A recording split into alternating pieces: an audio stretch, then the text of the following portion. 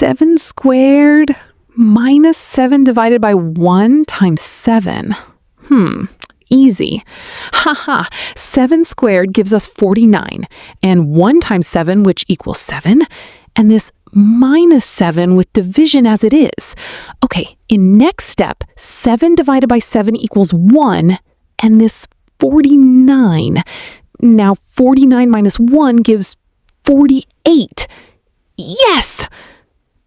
Wait, 48? But, shit, that's wrong answer. Do you know where's the mistake?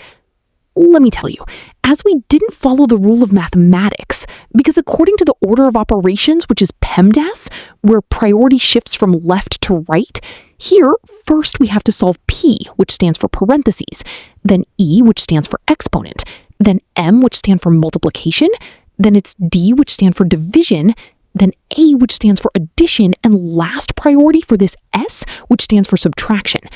One thing, keep in mind that multiplication and division have equal priority, and we have to start from left to right. And same goes for addition and subtraction. For all such mathematical operations, we have to start from left to right's order, okay? All right, in this expression, we have 1 division, 1 multiplication, 1 subtraction, and 1 exponent, okay? So according to the PEMDAS, first we have to do exponent. So 7 squared equals 49. After then division, such as minus 7 divided by 1 equals minus 7, and times 7. Guys, focus now, because multiplication has higher priority than subtraction, so we do multiplication first. Okay, 7 times 7 equals 49, and write this 49 with this negative sign as it is. Here, 49 minus 49?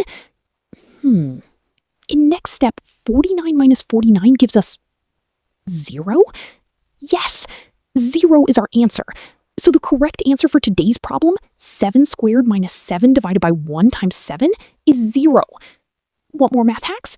Click the video below.